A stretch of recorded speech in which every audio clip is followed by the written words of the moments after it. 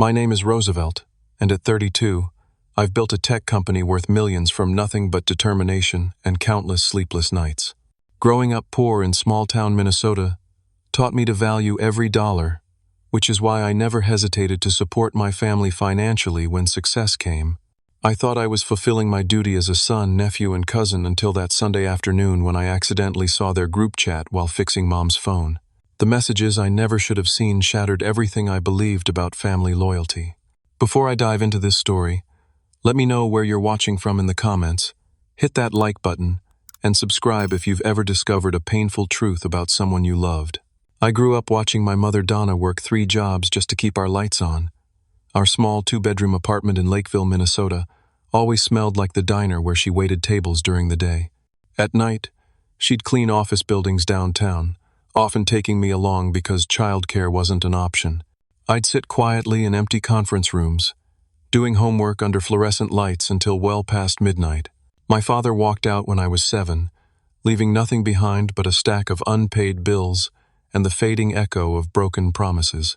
I still remember standing in our driveway, watching his truck disappear around the corner, my mother's muffled sobs coming from behind the screen door. That was the last time I saw him. Uncle Frank, my mother's older brother, stepped into the void my father left.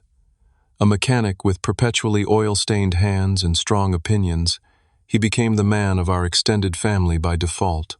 Early on, his presence felt like a blessing. He fixed our car when it broke down, brought groceries when times were especially tight, and taught me practical skills in his garage. But his help always came with strings attached. Family sticks together, he'd remind us, which I later learned meant family owes each other, indefinitely. Aunt Patricia, Uncle Frank's wife, presented herself as supportive, but her comparisons between me and her children, my cousins Kyle and Jessica, were thinly veiled competitions. Kyle got another detention, but I suppose not everyone can be as focused as you, Roosevelt, she'd say, or Jessica needs new cheerleading equipment. It's so expensive raising children with actual social lives. The barbs were subtle but constant. From a young age, computers fascinated me. While other kids played sports or video games, I spent hours in the school library learning to code on their outdated machines. By 14, I was fixing neighbors' computers for $20 a repair, saving every cent in a coffee can hidden under my mattress. I dreamed of attending college for computer science, creating something innovative that could change lives, and yes, make enough money so my mom wouldn't have to scrub floors anymore. High school meant working after classes at the local grocery store, then delivering pizzas until midnight. I'd catch a few hours of sleep before waking at 5 to help Mom with her newspaper route. Somehow, between work shifts, I maintained straight A's and developed my first primitive apps on a refurbished laptop purchased with 6 months of savings. When the acceptance letter from State University arrived with a partial scholarship, I felt like I was finally breaking free. My mother's reaction surprised me. College? That's 4 years away from family when we need you here. Uncle Frank was more direct. Fancy education won't teach you what real work is. Your mother needs your support, not your ambitions. Nevertheless, I enrolled, determined to build something better. 3 semesters in, Mom developed pneumonia that turned serious. With no one else willing to provide daily care, I reluctantly dropped out to move home. While she recovered over several months, I continued teaching myself advanced programming, turning our garage into a makeshift office where I started a small computer repair business. That's where I met Harold, an elderly retired software engineer who brought in his broken laptop. After I fixed it, he noticed the code on my screen and started asking questions. Harold became the mentor I desperately needed, spending evenings teaching me industry standards and pushing me beyond self-taught limitations. "You've got something special, kid," he'd say, while my family dismissed my computer hobby as a waste of time. At 24, I developed an inventory management app that caught the attention of several small businesses. Working 18-hour days, I improved it based on user feedback until larger companies started inquiring. When a regional distributor offered to pay 6 figures for customized implementation, my life changed overnight. Despite the success, moving 40 miles away to Minneapolis felt like betrayal to my family. "So, you're too good for us now?" Uncle Frank asked when I told them. Mom just looked disappointed, reminding me that family should stay close. I compromised by finding an apartment just 20 minutes from them, commuting daily to the city.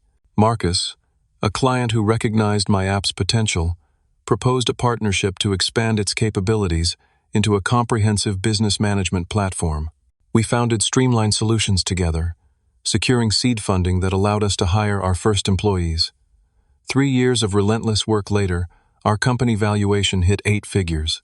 When a major tech corporation offered $50 million to acquire our platform, I couldn't believe it.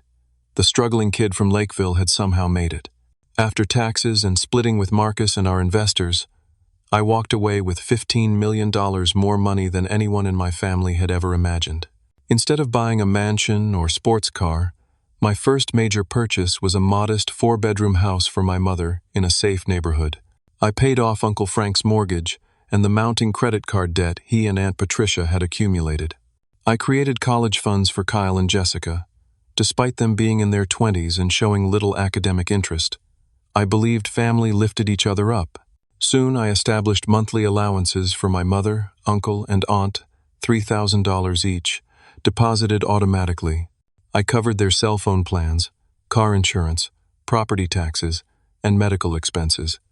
When Kyle wanted to start a business selling custom motorcycles, I provided $30,000 in startup capital. When Jessica claimed interest in becoming a makeup artist, I financed her cosmetic certification and initial inventory. As months passed, the requests grew more frequent and substantial. Mom's house needed new appliances, then complete renovation. Uncle Frank's garage required commercial equipment upgrades.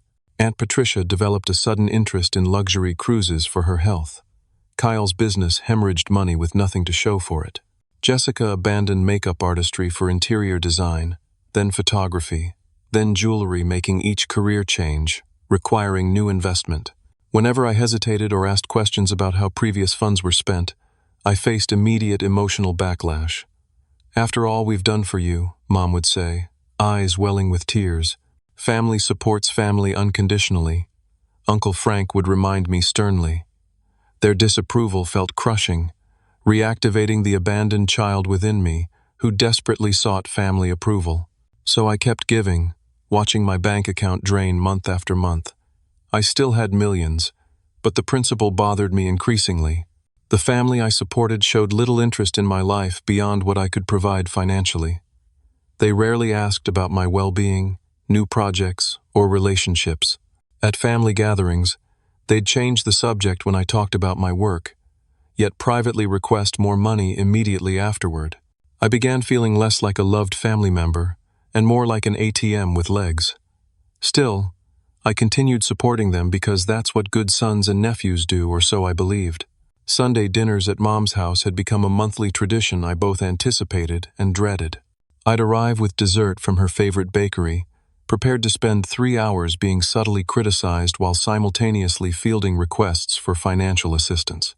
That particular Sunday seemed no different as I parked my sensible sedan.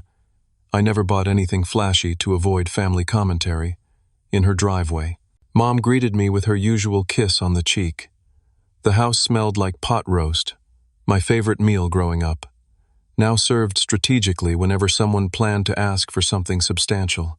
Uncle Frank and Aunt Patricia were already seated in the living room, while Kyle played on his phone and Jessica texted rapidly on hers.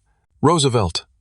Just the man we wanted to see," Uncle Frank called out, his booming voice carrying that particular tone I'd come to recognize as his preamble to asking for money. I nodded, setting the bakery box on the kitchen counter and helping Mom with final dinner preparations. "Honey, before we eat, could you look at my phone?" Mom asked, pulling out the latest iPhone I'd purchased for her last Christmas. "It keeps freezing, and I can't figure out those settings you showed me." "Sure, Mom." I took the device, glad for the momentary distraction from whatever financial request awaited me at dinner. As I navigated through her settings, checking for software updates and closing background applications, a notification banner slid down from the top of the screen. "Frank, everyone remember the plan tonight. Roosevelt needs to step up with the business investment." The message preview disappeared quickly, but the name of the group chat caught my eye. Family matters, no Roosevelt. A cold weight settled in my stomach. I hadn't known they had a group chat, let alone one specifically excluding me. Mom had stepped away to check the oven, giving me a moment alone with her phone. I knew I shouldn't look. Invading someone's privacy went against my personal ethics. But seeing my name mentioned in conjunction with what sounded like a coordinated plan overrode my better judgment. With a quick tap, I opened the chat. The initial messages were everyday family communications, scheduling conflicts, shared memes, complaints about work. Then I saw my name and began scrolling through recent history. Frank, remember, we need at least $50,000 for the business opportunity. Make it sound like a sure thing. Patricia, do you think he's getting suspicious? He asked questions about the cruise last time. Donna, Mom, he'll come around. He always does. Just remind him how we struggled when he was young. Frank, he thinks he's better than us just because he's successful, getting too big for his britches. Donna, he owes us everything. Without us, he'd be nothing. Kyle, lol, does he actually believe I'm building motorcycles? That money bought my trip to Vegas and the new gaming setup. Jessica, just tell him Grandma needs medical treatments again. Works every time.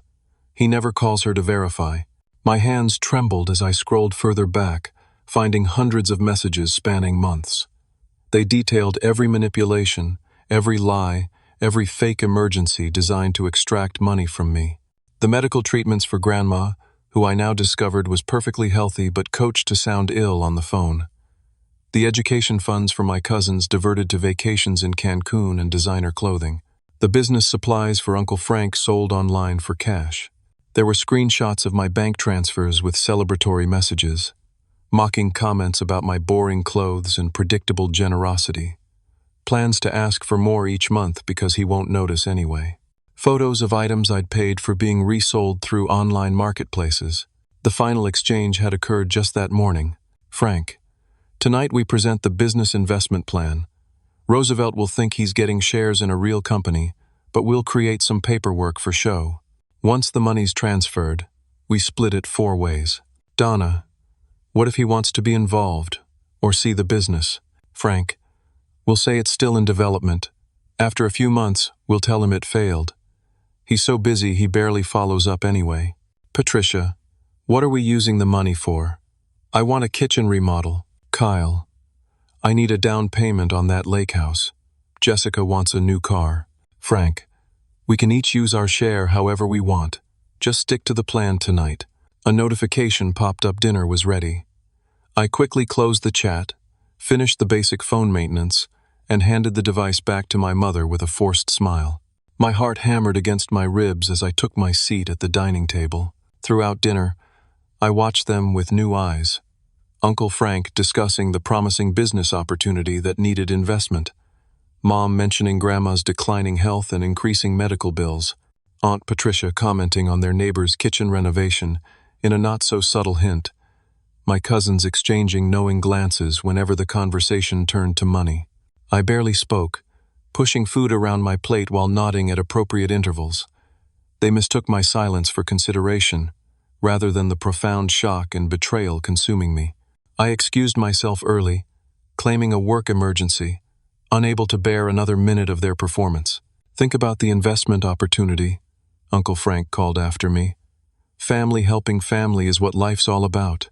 I drove home in a daze, the words from the group chat replaying in an endless loop. The people I'd sacrificed for, supported without question, and loved unconditionally, had been methodically exploiting me for years.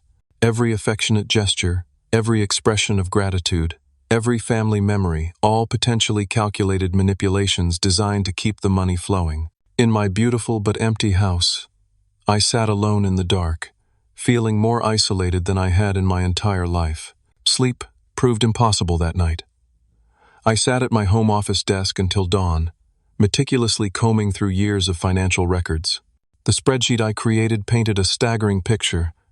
Over $800,000 transferred to various family members in just 8 years. The monthly allowances alone totaled more than $144,000 annually before the emergencies, business opportunities, and educational expenses. The pattern was undeniable. Each time I established a boundary or questioned an expense, a family crisis would mysteriously materialize. When I hesitated about funding Kyle's motorcycle business, Grandma suddenly needed emergency dental surgery. When I suggested Jessica find stable employment, instead of jumping between passion projects, Mom's roof developed a catastrophic leak during the worst rainstorm in years. The transactions told a story of increasing demands matched by my unfailing compliance. $5,000 became $10,000, became $20,000. The justifications grew flimsier, while the emotional manipulation intensified. I had become an enabler to their lifestyle, a role I never consciously accepted but gradually assumed through each capitulation. As morning light filtered through my windows, memories surfaced from my childhood moments of genuine connection that made this betrayal even more painful. Mom reading to me despite her exhaustion after double shifts. Uncle Frank teaching me to change oil in his garage when I was 10, pride in his eyes when I completed the task perfectly. Family game nights where laughter filled our small apartment, financial struggles temporarily forgotten.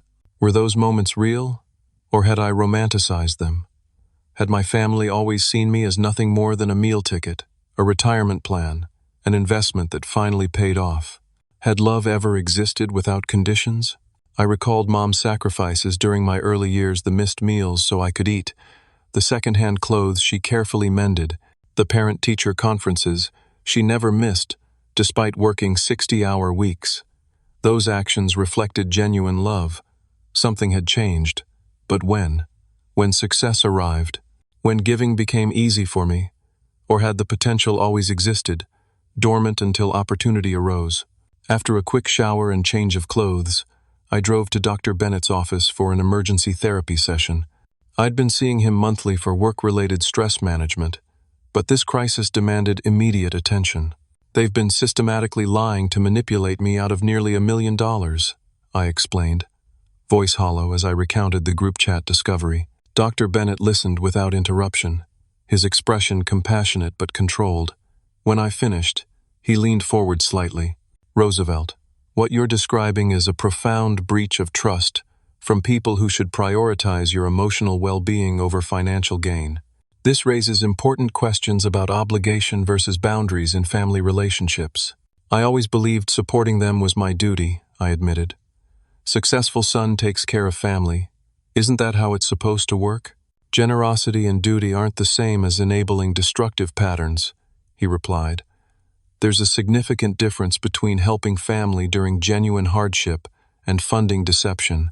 The messages you saw suggest they view you primarily as a financial resource, rather than a person with feelings and needs of your own. The blunt assessment hurt, but the truth often does.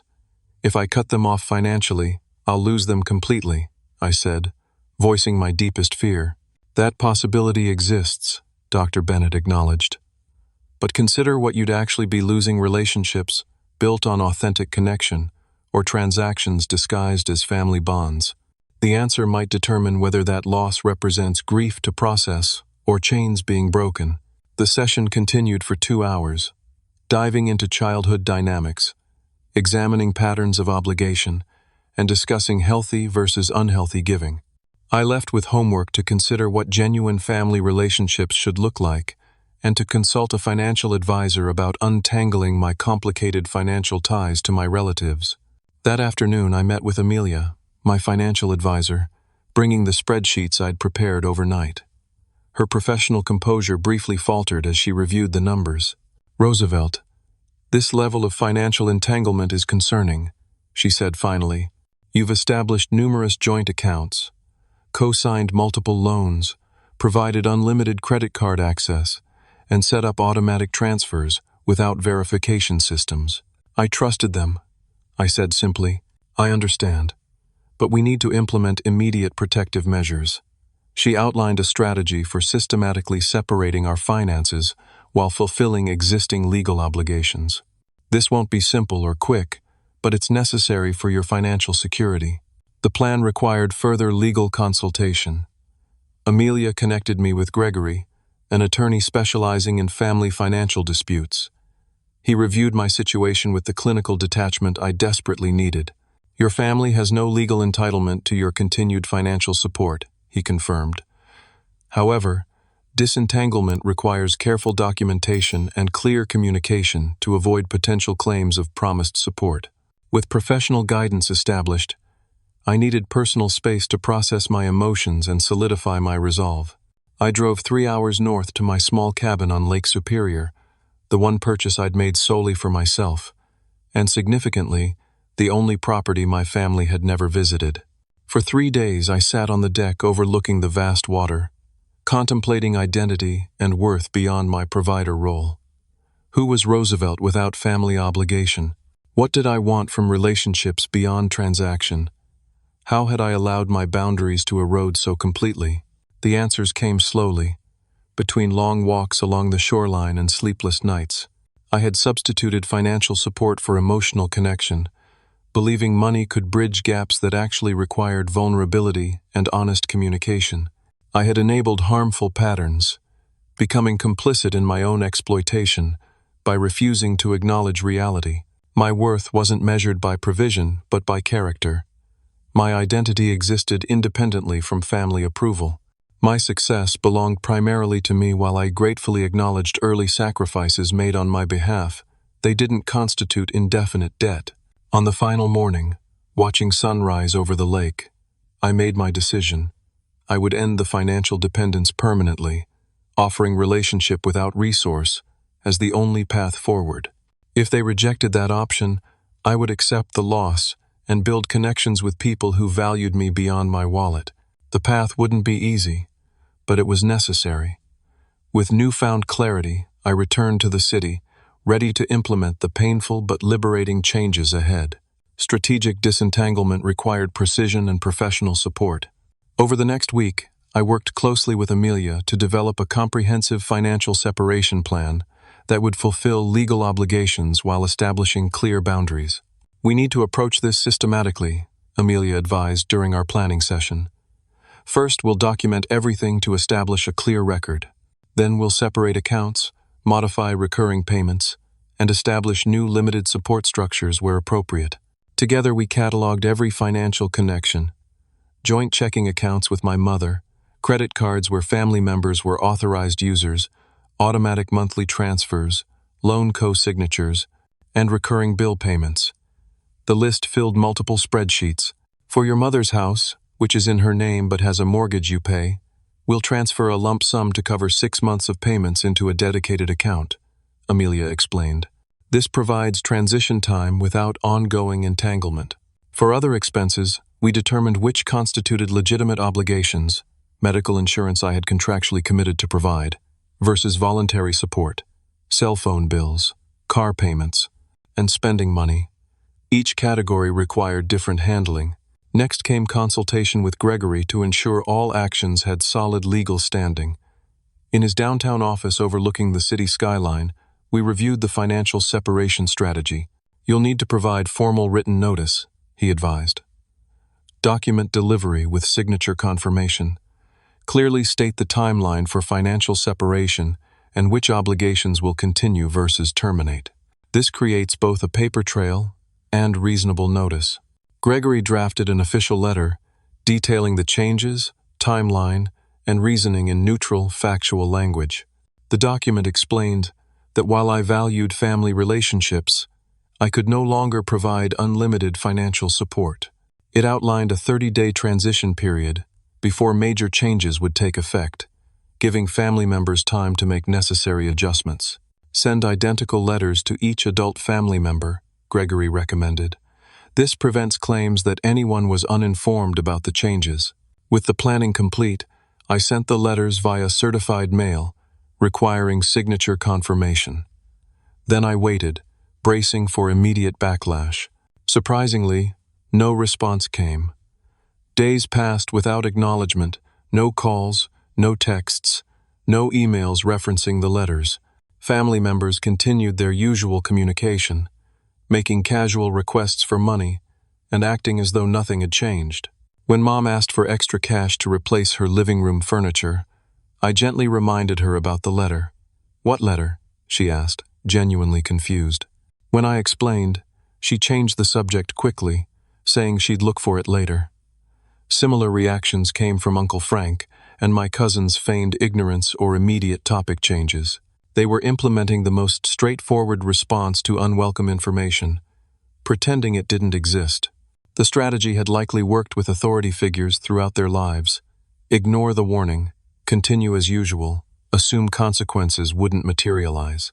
As the 30-day deadline approached with no acknowledgement, I sent follow-up emails reiterating the upcoming changes. These too received no response. Family members continued spending on credit cards I provided, expecting automatic payments to process as usual. They made large purchases, restaurant charges, and online shopping transactions right through the deadline date. When day 31 arrived, I implemented each planned change methodically, closed joint checking and savings accounts, after transferring minimum living expenses to separate accounts in family members' names only, removed authorized user status on all credit cards, canceled automatic transfers for monthly allowances, paid final amounts on family cell phone plans before removing lines from my account, established small emergency fund for my mother with strict disbursement guidelines, documented each action with detailed records. The transition took nearly 8 hours of continuous work with my financial team. By evening, the separation was complete, financial ties severed, except for the minimal safety net established for my mother alone. I'd fulfilled every legal obligation while ending voluntary support that had been exploited. Preparing for the inevitable fallout required emotional fortification. I scheduled additional sessions with Dr. Bennett, warned close friends about potential drama, and arranged a business trip to San Francisco that would provide physical distance during the initial reaction phase. When they realize the changes are real, expect intense emotional responses, Dr. Bennett advised during our preparation session. Anger, accusations, guilt tactics, health emergencies, people who've depended on financial support often cycle through multiple strategies when that support ends. How do I handle it without getting pulled back in? I asked. Limited, consistent responses. No justifications or lengthy explanations, those become ammunition for arguments. Prepare simple statements that you can repeat. I understand you're upset. My decision remains unchanged. I'm open to building a relationship that isn't based on financial support. Then disengage if the conversation becomes manipulative. Before leaving for San Francisco, I set up email filters to categorize family communications, recorded a neutral voicemail message explaining my limited availability, and asked my assistant Sophia to screen calls at the office. These boundaries would provide emotional protection during the adjustment period. As my flight took off the following morning, I felt a complex mixture of anxiety, resolve, and something unexpected relief. For the first time in years, I was establishing healthy boundaries rather than enabling harmful patterns. The financial hemorrhage had stopped. Whatever came next would be difficult but necessary for authentic relationships to have any chance of developing. Landing in San Francisco, I threw myself into productive meetings with potential clients, technology partners, and industry colleagues. The work provided welcome distraction from the approaching storm. Each time I checked my phone between sessions, I expected the bombardment to have begun. For 24 hours, unusual silence continued. Then, exactly 36 hours after implementation, reality hit home for my family. Their credit cards were declined during a shopping spree. Automatic transfers failed to appear in their accounts. Cell phone service displayed payment required messages. The carefully constructed financial safety net had disappeared overnight. The reaction was nuclear. The first indication of trouble came during breakfast at my San Francisco hotel. My phone began vibrating continuously against the table as notification after notification arrived. Within minutes, the screen showed 15 missed calls, 23 text messages, and numerous voicemails, all from family members. I finished my coffee before reviewing any messages, mentally preparing for the onslaught. The texts followed a predictable emotional progression. Mom, 6:13 a.m. Something's wrong with my cards. Call immediately. Mom, 6:15 a.m. Roosevelt, the bank says you removed me. This must be a mistake. Mom, 6:22 a.m. Call me now. This isn't funny. Mom, 6:36 a.m. I can't buy groceries. My card was declined at the store. Everyone was staring. Mom, 6:41 a.m. Why are you doing this to us? Uncle Frank's messages took a more threatening tone. You can't cut family off like this. We raised you. Answer your damn phone before I come find you. This is elder abuse. We can take legal action. After everything we've done for you. This is how you repay family? Aunt Patricia focused on health concerns. Frank's blood pressure is through the roof because of this. If anything happens to him, it's on you. I'm having chest pains from stress. Need to see doctor but can't pay now. Is this what you want? Kyle and Jessica alternated between rage and bargaining. Kyle, you selfish prick. We're family. You can't just cut us off. Jessica, please, Roosevelt. I have bills due tomorrow. I'll lose my apartment. Kyle, always thought you were better than us. Guess now we know for sure. Jessica, I'm sorry if I did something wrong. Please talk to me. I need my allowance. By 9 a.m., I had 37 missed calls. By noon, 55.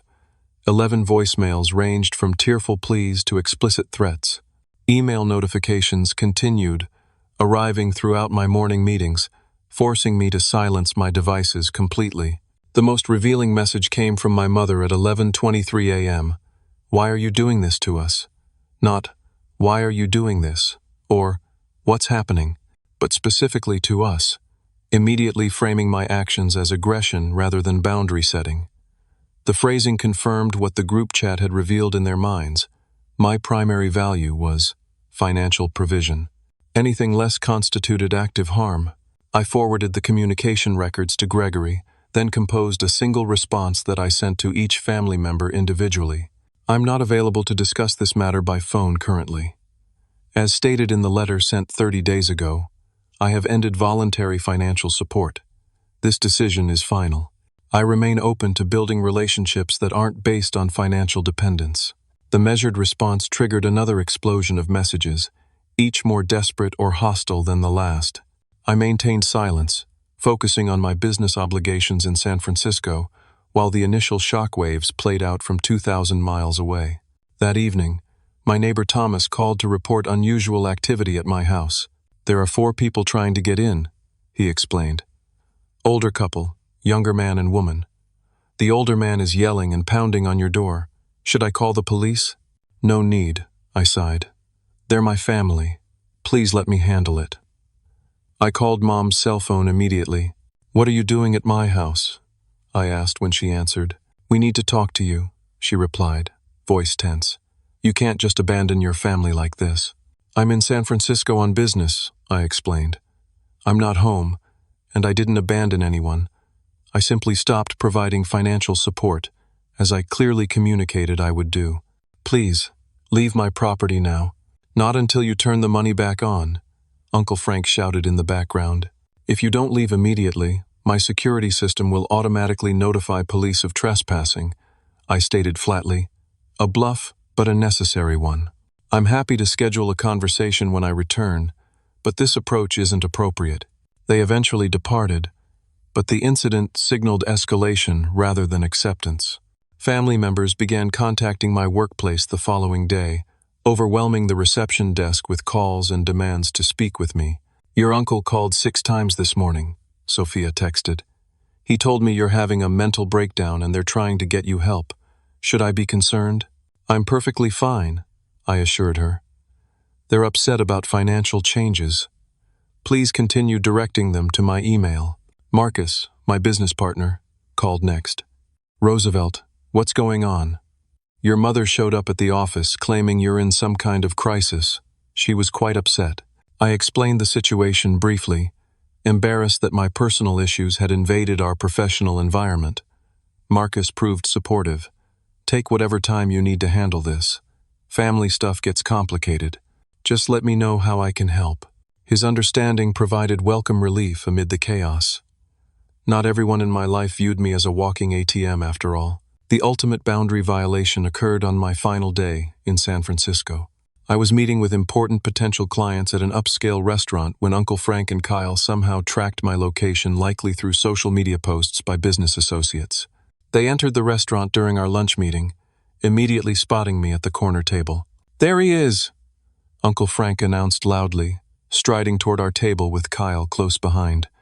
Heads turned throughout the dining room. I excused myself from my shocked colleagues and intercepted my relatives before they reached the table. "This is completely inappropriate," I said quietly but firmly. "I'm in a business meeting." "You know what's inappropriate?" Uncle Frank's voice boomed, intentionally drawing attention. "Abandoning the family that raised you. Letting your mother worry herself sick. We can discuss this privately later," I insisted, guiding them toward the entrance. "This isn't the place." "When? You won't answer calls. You won't help your own family." Kyle joined in, his voice slurring slightly. I realized he'd been drinking. "Sir, we need to ask you to leave," the restaurant manager approached, addressing Uncle Frank. "You're disturbing our guests." "You don't understand." Frank turned to him. "This man is my nephew. He made millions, and now he's turning his back on family. Would you let someone treat your family this way?" The manager remained professional. "That's not relevant to our establishment's policies. Please exit now, or we'll contact security." "Fine, but everyone should know what he really is," Frank shouted as they were escorted out. "Ungrateful, selfish. We gave him everything, and this is how he repays us." I returned to the table, face burning with embarrassment. "I sincerely apologize for that interruption," I told my potential clients. To my surprise, the lead investor, an older woman named Eleanor, reached over and briefly touched my hand. "No apologies needed. Family business is complicated, especially when money is involved." Now, where were we with the projection figures? Her matter-of-fact response, neither dwelling on the scene nor dismissing it entirely, helped restore my professional composure. The meeting continued successfully despite the interruption. Later that evening, I received a text from one of the junior associates who had attended. For what it's worth, my family pulled similar stunts when I set boundaries. "Hardest thing I ever did, but necessary. Hang in there." The simple message from a virtual stranger provided unexpected comfort. Perhaps my situation wasn't as unique as it felt. Others had navigated these painful waters before me. As I packed for my return flight the next morning, I knew the real confrontation still awaited me back home. The distance had provided necessary space for initial reactions to play out, but true resolution, whatever form that might take, required direct communication. I was ready now, strengthened by distance and perspective. The financial boundaries would remain firm. The question was whether any genuine relationship could exist within those new parameters. Returning to Minnesota after 2 weeks away, I drove directly from the airport to my house, exhausted from travel but steeled for whatever awaited me. Something seemed wrong as I approached the front door, stood slightly ajar. Heart pounding, I cautiously entered my own home. The interior looked like a crime scene. Cabinet doors hung open. Drawers had been emptied onto floors. Electronics were missing: television, sound system, computer monitors. Art had disappeared from walls, leaving ghostly rectangles on the paint. In my bedroom, the closet stood bare except for a few hangers. The safe in my office remained locked, but showed scratches around the keypad. Shock gave way to cold anger as I activated the security system app on my phone. The cameras I'd installed after previous concerns had captured everything: Uncle Frank, Aunt Patricia, Kyle, and Jessica entering using Mom's emergency key. The footage showed them methodically emptying my house of valuables, loading them into 2 SUVs. Their conversation was clearly recorded. "He owes us this much at least," Uncle Frank declared, directing the others. "After cutting us off completely, we're just taking what should have been ours anyway." "Take the expensive stuff first," Kyle instructed Jessica, pointing out items I'd purchased during more prosperous times. "We can sell it online." "Should we be doing this?" Mom asked once, standing in the doorway without participating directly. "He abandoned his family," Aunt Patricia responded. "Left us without warning. No way to pay bills. He deserves this." Mom nodded slowly, then turned away while the others continued. I downloaded the footage, then called Officer Taylor at the local police department. She arrived within 30 minutes to document the break-in and theft. "Do you know who did this?" she asked, surveying the damage. "Yes," I answered, showing her the security footage. "My family members. Her expression shifted from professional concern to complicated understanding. Family situations can be the most difficult, she noted. Do you want to press charges? The question hung heavy in the air. Despite everything, criminal charges against my own mother, uncle, aunt, and cousins felt like crossing a final line. Not yet, I decided, but I need this documented officially, and I want to pursue recovery of my property. Officer Taylor completed a comprehensive report, including detailed inventory of missing items and their approximate value nearly $60,000 worth. This documentation supports civil recovery regardless of criminal charges, she explained. Consider consulting your attorney about a demand letter for return of property. After she left, I spent hours cleaning up the physical chaos while navigating emotional turbulence. The invasion of my home represented more than theft. It was the ultimate betrayal of trust, a violent rejection of my boundaries, and clear evidence that my family viewed my possessions as communal property they were entitled to take. Gregory was appropriately outraged when I called him the next morning. This crosses every line legal, ethical, and familial, he stated. We have multiple options for response, from criminal charges to civil action. What outcome are you seeking? Resolution, I answered after consideration. Return of my property if possible, but more importantly, clarity about where we stand going forward. I need to know if any relationship can be salvaged or if complete separation is necessary. We developed a two-pronged approach: formal demand letter for return of property within 48 hours and request for mediated meeting at a neutral location. The letter was delivered to each family member by courier that afternoon. Response came within hours, not compliance, but angry phone calls. I declined to engage individually, instead reiterating the request for mediated meeting. Eventually, they agreed to meet at a local diner 2 days later, with Diana, a professional mediator Gregory recommended, present to facilitate. The morning of the meeting, I arrived early to center myself before the confrontation. Diana reviewed our approach. My role is to maintain productive communication and prevent escalation, she explained. I'll intervene if conversations become unproductive or hostile. Remember your objectives: property return and relationship clarity. When my family arrived, the atmosphere immediately tensed. Mom looked smaller somehow, diminished by circumstances. Uncle Frank projected aggressive confidence despite the situation. Aunt Patricia dabbed theatrical tears while Kyle and Jessica projected sullen resentment. Diana established ground rules for the discussion: no interrupting, no personal attacks, focus on issues rather than emotions. Then she invited me to speak first. I've asked for this meeting for 2 reasons, I began, keeping my voice steady. First, to address the theft of my property and arrange its return. Second, to clarify where our relationships stand moving forward. Theft, Uncle Frank interrupted immediately. We just took what we deserved after you cut us off without warning. You received written notice 30 days before any financial changes. I responded calmly. The letter detailed exactly what would happen and when. You chose to ignore that notice completely. What letter? Kyle asked, continuing the pretense of ignorance despite evidence to the contrary. I removed copies of the certified mail receipts bearing their signatures, placing them on the table. These letters, which you all received and signed for. Momentary silence fell as they absorbed the evidence contradicting their narrative. You still abandoned your family, Mom said quietly. After everything we did for you, I'd like to address exactly what everything means, I replied, retrieving my phone. I think we need complete honesty about our family dynamics. I played selected clips from the group chat screenshots I'd taken, the explicit plans to manipulate me, the jokes at my expense, the strategies for extracting maximum money. Their faces registered shock as their private conversations became public within our small group. You went through my phone? Mom gasped, finding offense in my actions rather than addressing their content.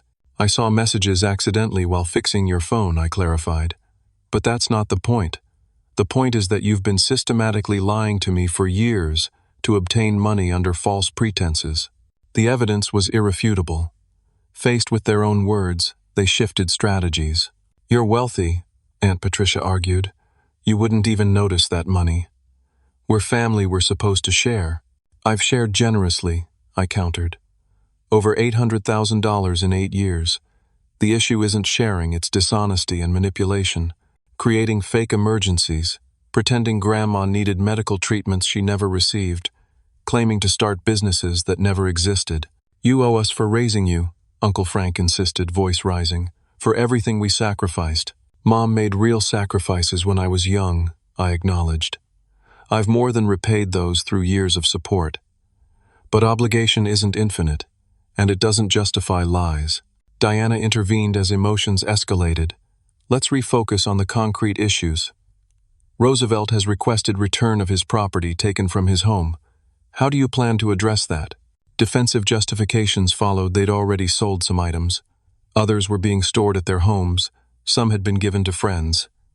Kyle stormed out when pressed for specific information. Jessica eventually admitted to selling my watches and electronics online, showing a fleeting moment of remorse. I can return some stuff, she offered quietly. I still have your winter clothes and those books from your office. It was the only concession offered during 3 tense hours. As the meeting continued, it became increasingly clear that there was no common ground for reconciliation. They viewed my financial support as obligation rather than generosity. They felt entitled to take whatever I possessed. Most critically, they showed no recognition that their actions had damaged trust beyond repair.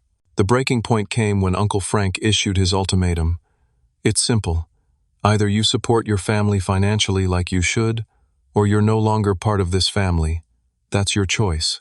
The statement crystallized everything. In their view, my worth was measured solely by financial provision. Family was conditional upon payment. Love and acceptance had price tags attached. That's not a family relationship, I replied after a long moment. That's a transaction, and it's not one I'm willing to continue. So you're choosing money over family, Mom said, tears flowing. I never thought you'd abandon us like your father did. The comparison stung but clarified my path forward. Unlike my father, I hadn't disappeared without explanation. I'd communicated clearly, maintained willingness for relationship without financial dependence, and faced the situation directly, rather than running from it. The parallel was false and manipulative, one final attempt to control through guilt. I'm choosing self-respect and honesty, I corrected gently.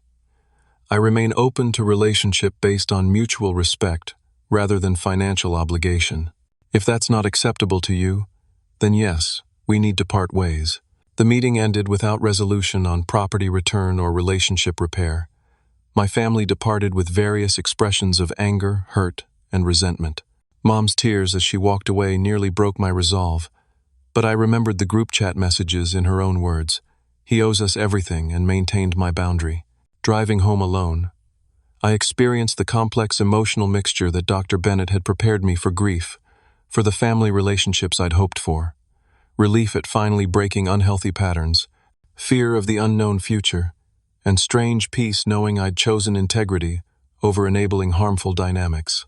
That evening, my phone rang with an unfamiliar local number. I answered cautiously. Roosevelt? It's Grandma. My grandmother's voice brought unexpected tears. We'd spoken infrequently over recent years, primarily when family members put her on the phone to describe fabricated medical conditions. Grandma, are you okay? I asked. I'm fine, dear. Better than fine, actually. But I just heard what's happened with the family, and I wanted to check on you. Frank came by very upset, telling quite a story about you cutting everyone off without reason. Her direct approach was refreshing after months of manipulation from others. I explained the situation truthfully, including the fabricated medical emergencies involving her. Those rascals, she said, sounding more disappointed than surprised. Using an old woman to get money. I wondered why they kept asking me to call you, sounding pitiful. She paused. You did the right thing, Roosevelt. Setting boundaries isn't wrong, even with family. Especially with family sometimes. Her understanding provided unexpected validation. We talked for nearly an hour, our first real conversation in years. I promised to visit soon, directly rather than through other family members. After our call, I composed a careful letter to extended family members who weren't directly involved, explaining my decision to end financial support and the circumstances behind it. The letter didn't seek to vilify anyone but presented facts necessary for understanding the estrangement that would likely become family discussion. Responses trickled in over subsequent days, some supportive, others judgmental, many simply acknowledging receipt without taking sides. The family dynamic had been permanently altered, but at least the narrative wouldn't be controlled exclusively by those who had exploited me. That night, I slept peacefully for the first time in weeks. The path forward remained uncertain, relationships damaged perhaps beyond repair, but I had chosen truth over enabling, self-respect over exploitation. Whatever came next would be built on more solid foundation than what had come before. 6 months passed like gentle waves washing away footprints on shoreline. The immediate storm of family crisis gradually receded, replaced by quieter, more meaningful reconstruction of my life, without the constant drain of toxic relationships and financial exploitation. The initial weeks proved most difficult.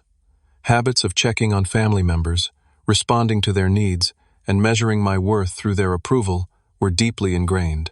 I'd reach for my phone to send Mom her weekly check-in text, then remember our estrangement.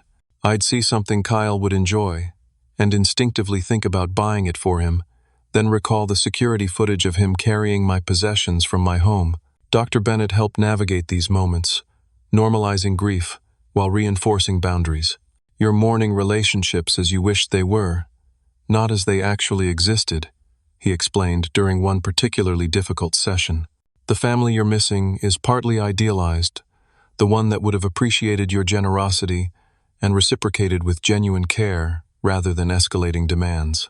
Loneliness presented the greatest challenge. Despite successful career and financial security, my social connections had atrophied while family obligations consumed my energy.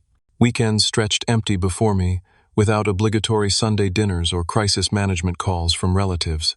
The turning point came unexpectedly when I volunteered at a local technology education program for underprivileged youth. Teaching coding basics to enthusiastic teenagers reconnected me with my own early passion for technology while creating meaningful community engagement. Their genuine excitement when mastering concepts provided satisfaction, unrelated to financial provision. Through the program, I met fellow volunteer instructors who shared interests beyond my family drama. Weekend hikes with William, chess matches with Dominic, and coffee discussions with Liam gradually filled social calendar gaps. These friendships developed naturally without financial component. No one asked for anything beyond mutual respect and enjoyment of shared activities. Most significantly, I met Emma, a linguistics professor, volunteering to teach technical writing alongside our programming classes. Her sharp intellect and genuine curiosity about people rather than possessions proved refreshing. When I eventually shared my family situation during our 5th dinner together, her response struck me with its wisdom. "What a profound theft," she observed. "Not just of your money, but of the opportunity for genuine connection. They robbed themselves of knowing who you really are beyond your wallet." Our relationship developed slowly, built on conversation and common values, rather than transaction or obligation. For the first time, I experienced partnership where both people contributed equally, if differently. The contrast with family dynamics highlighted how unhealthy those relationships had been. Professional success continued, but with improved balance. I established firm work boundaries, no more 80-hour weeks or constant availability. Personal time became sacred, protected for activities that nurtured rather than drained me. The company thrived despite, or perhaps because of these limitations. Financial resources previously consumed by family demands found more meaningful deployment. I established a structured charitable foundation, providing technology education scholarships for students from disadvantaged backgrounds. Unlike my previous scattered giving to family, this philanthropy included accountability measures and clear objectives. The mentorship program I developed for young entrepreneurs became particularly meaningful. Working with talented individuals who lacked resources but possessed drive reminded me of my early career struggles. Unlike family members, these mentees showed genuine appreciation through effort and commitment rather than entitlement and demands. Healing with family progressed unevenly. Most relationships remained severed by mutual choice. Uncle Frank, Aunt Patricia, Kyle, and Jessica maintained that I had betrayed family obligation. They made no attempts to return stolen property or acknowledge manipulation, instead constructing narrative painting themselves as victims of my success and selfishness. Only my mother eventually reached out, 6 months after our confrontation. Her text message arrived on an ordinary Tuesday. "I miss my son, not his money, just him." Those simple words opened possibility for cautious reconnection. Our first meeting coffee at neutral location proved awkward but significant. We avoided financial discussions entirely, instead sharing limited personal updates and memories from my early childhood before money complicated everything. "I lost my way," she admitted during our third carefully bounded meeting. "Somewhere between struggling to provide basics and accepting your generosity, I started expecting rather than appreciating. Then expecting became demanding, and demanding became manipulating." She paused, eyes downcast. "I'm deeply ashamed of who I became." Her acknowledgement, while not erasing years of manipulation, created foundation for potential healing. We established clear parameters for rebuilding relationship: regular but limited contact, no financial component whatsoever, immediate consequences for boundary violations. Progress remained fragile, but genuine. The journey taught profound lessons I continuously integrated into my evolving perspective. Genuine relationships cannot be purchased. Money often complicates connections rather than strengthening them. True bonds form through mutual respect, reciprocal care, and shared values, not financial transaction. Enabling hurts both parties. By continually fulfilling escalating demands, I'd prevented family members from developing self-sufficiency while sacrificing my own well-being. Setting boundaries ultimately offered everyone opportunity for healthier development. Worth exists independently from provider role. My value as human being was never determined by financial provision. The people who truly cared about me, Emma, friends, mentees, grandmother, valued my character, insights, and presence rather than my wallet. Generosity requires boundaries to remain healthy. Unlimited giving without accountability creates entitlement rather than gratitude. Structured philanthropy with clear parameters produces more positive outcomes for both giver and recipient than boundless family subsidies. Chosen family sometimes provides healthier connection than blood relations. The supportive community I built through shared interests and values offered genuine connection that biological family had ultimately failed to provide. Blood ties create opportunity for relationship, but don't guarantee its health. Family bonds require mutual respect and reciprocity to thrive. When these elements consistently remain absent despite communication and boundary setting, separation sometimes represents healthiest choice. Today, my life bears little resemblance to the financially entangled, emotionally manipulated existence I once accepted as normal. I maintain minimal, carefully bounded contact with my mother as she continues her journey toward healthier relationship patterns. I enjoy deepening connection with Emma, meaningful friendships, rewarding mentorship work, and balanced professional success. The financial drain has ended, but more importantly, the emotional hemorrhage has stopped. I no longer measure my worth through others' approval or calculate my value based on provision. The liberation extends beyond bank accounts to fundamental self-perception and life satisfaction. If you're caught in similar dynamics, financially supporting family members who demonstrate entitlement rather than appreciation, know that establishing boundaries isn't selfish but necessary for everyone's well-being. You deserve relationships based on genuine connection rather than transaction. The path toward healthier dynamics may prove painful, but the destination offers authentic relationships that nourish rather than deplete you. Have you experienced family members taking financial advantage? What boundaries have you established in your own relationships? Share your story in the comments below. And if this resonated with you, please like and subscribe to support more content exploring complex family dynamics. Remember, your worth is never determined by what you provide, only by who you truly are.